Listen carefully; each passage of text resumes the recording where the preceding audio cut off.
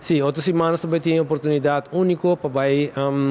participar num projeto sumamente interessante e inovativo para a arqueologia Baulama, onde nós também subir na Corsol, que nós vamos dia 20 de agosto, nós temos para Corsol para 5 dias, e nós também queda em quarentena para nós subir a boto em de companhia de Inkfish, que é uma organização filantrópica, que faz research of investigação marina full round o mundo. Nós também está conosco, nós também subimos o barco, então junto com nós também fazemos sondeio para diferentes sítios de arqueologia, Baulama, onde full isla. E também está um projeto que dura 3 semanas e nós queremos navegar around a isla, dus in outra algo que nós também vamos barra de a boto. Essa aqui tem diferentes motivos, onde nós com a exposição aqui está consistida de 40 e pico gente que também tour parte do mundo e que também tem gente especializada em trabalho que também agora assim, então para garantizar o êxito do projeto aqui nós temos que driver barco. Lo que a mim também enfocar o geriba é boto, tá principalmente aspecto de identificar sorte e outro de vida marina que tá intercambiar com o artefacto que nós temos about de água. Esse está agora assim por meio de técnica que se chama eDNA, Environmental DNA, qual está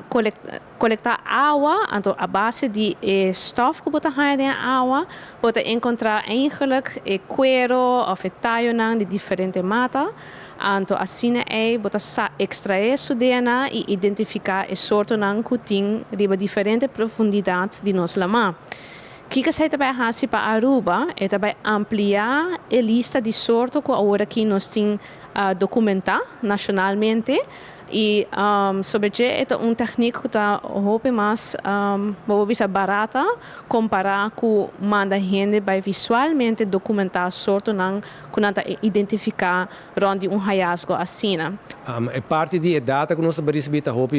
algo importante, great que nós também por a oportunidade aqui passou, mas nem mencionar agora 20 anos passados nós começamos com a parte de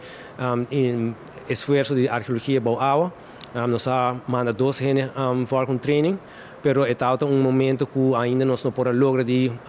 ter a oportunidade aqui, pero parte bonita de aceitar que nós fazemos evento no museu e esse é o resultado que nós de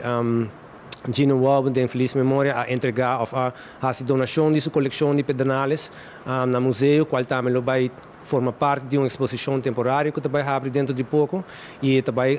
complementar também a parte de arqueologia Baulama de Aruba.